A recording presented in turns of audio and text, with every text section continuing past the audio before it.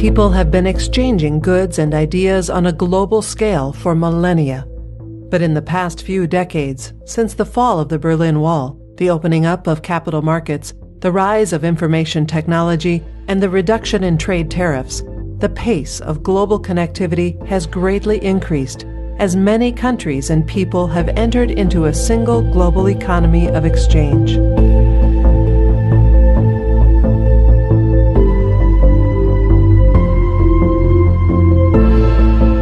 Although the initial phases of economic globalization may be behind us today, soaring flows of cross-border data channeled through the internet are taking globalization to new levels. Today, 1 billion people are coming online every 5 years, as digital platforms are coordinating ever more spheres of economy and society.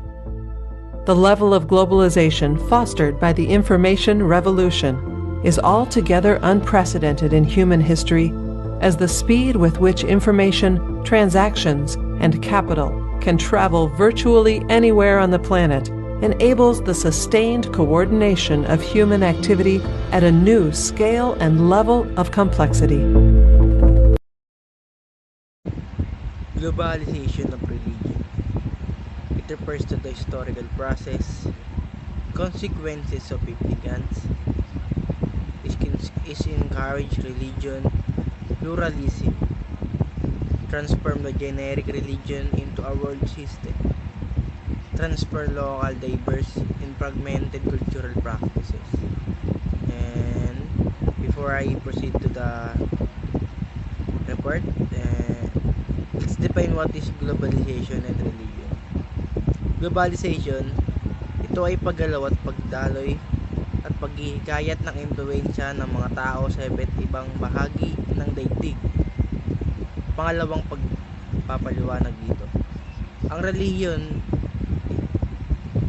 ito naman ay paniniwala ng isang tao at kanilang sinasamba sa kanilang Diyos na pinapaniwalaan. Sa second slide ay makikita ang globalization of religion. Nabanggit ko na. And in the fourth slide is why religion is important. It says there that religion creating ethnical framework which work for our behavioral, moral, and social life that can build a characteristic of a person that others may see how they live.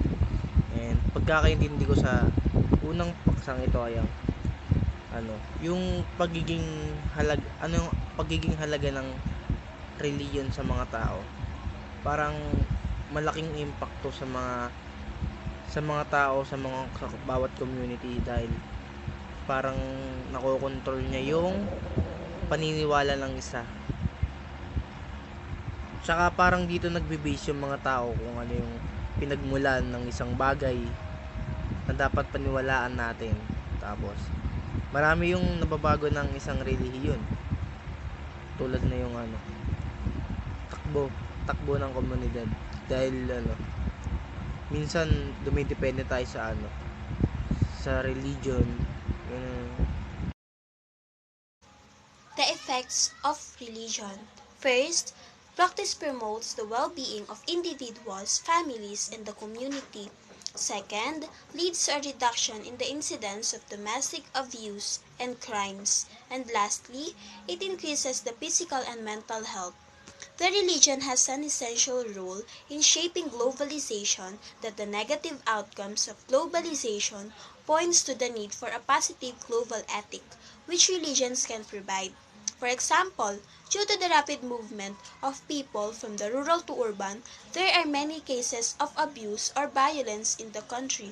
The religion helps us in creating an ethical framework, which is good because it helps us to build our character as a person, that leads to a reduction in the incidence of domestic abuse, crimes, and many more. In addition, religious practice can increase physical and mental health. In other words, religion acts as an agency of socialization. How effect of globalization? First is engage in a flexible relationship in the former, relives in order to drive and flourish. Second is globalization has contributed to the deterritorialization and the blurring of geographical spaces and boundaries. Third is religion is not immune from any changes and burgeoning effects. Fourth is religions have respective homes and respective shrine. And next is inner nature of religions and the purpose to embrace and practices by people. And next, religions make good use of technologies of globalization. And last, having geographical boundaries and frontiers and blurred and dissolved. How effect of the globalization? It is broad to define what is the effect of the globalization in the religion, but based on what I searched and I presented to you, it says that this is the lifestyle of a human living. With the respective rituals they perform that transfer to one another. It is embraced by practicing and enhancing how they proceed into